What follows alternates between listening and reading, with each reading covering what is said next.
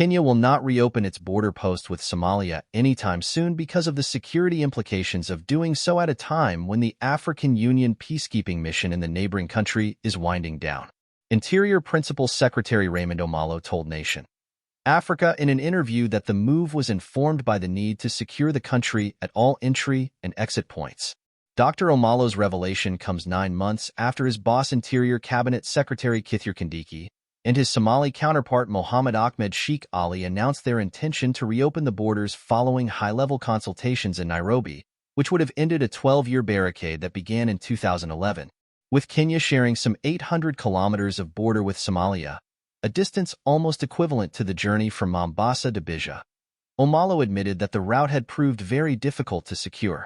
But with Somalia being the newest member of the East African Community, EAC, Dr. Omalo said the troubled country was entitled to benefit from the seamless trade and movement enjoyed by other member states of the community. Somalia is unique because it has faced a lot of challenges, especially terrorism. But when you look at the long border, it makes it very daunting. We had plans, and we still have plans to open several border points with Somalia. We thought not now, but we will do so even as we consider the challenge of insecurity that this move brings, said Dr. Omalo. He also explained that Kenya expects more security challenges with the planned withdrawal of the African Union Transitional Mission in Somalia, Atmis, troops in Somalia. We are eagerly waiting to see how the drawdown will go, and maybe after a few months to almost a year we will be able to make these border points between Kenya and Somalia fully functional, he said. In addition, the sheer terrain of the stretch shared by the two countries is very rough and will require very heavy investment to seal the loopholes in controlling movement in and out of Kenya.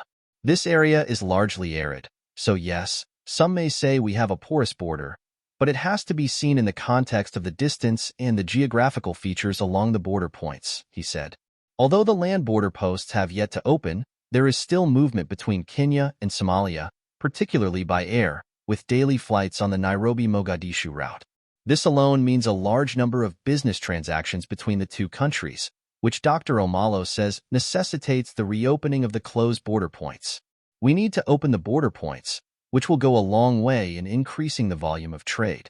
It will also help us deal with illicit trade, as the reopening will help us address the issues that are pushing many to the poorest points at the borders, he said. Dr. Omalo also gave an insight into the National Border Management Conference at the Bomas of Kenya in Nairobi, which begins on Tuesday and will bring together stakeholders in border management to discuss strategies to improve efficiency in the sector. At the summit, stakeholders will take stock of operations at border posts over the past decade since the establishment of the Border Control Coordination Operations Committee, currently chaired by Dr. Omalo. We are meeting to review what is happening globally in terms of border control, and also to emphasize the interagency approach and coordination in border management. We will also discuss the challenges we face in this area, he said.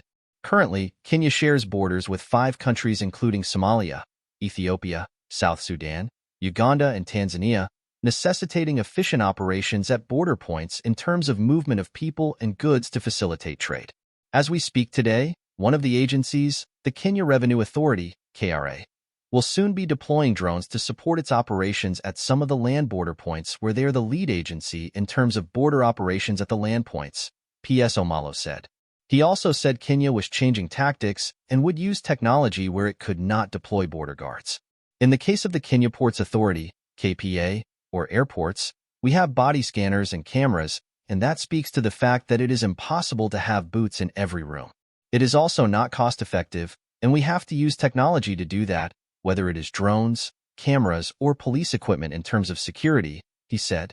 In 2023, fake documents and identification accounted for 40% of all crimes recorded at Kenya's border points, and the government hopes to curb this menace through the country's new visa-free regime, which has significantly reduced such incidents.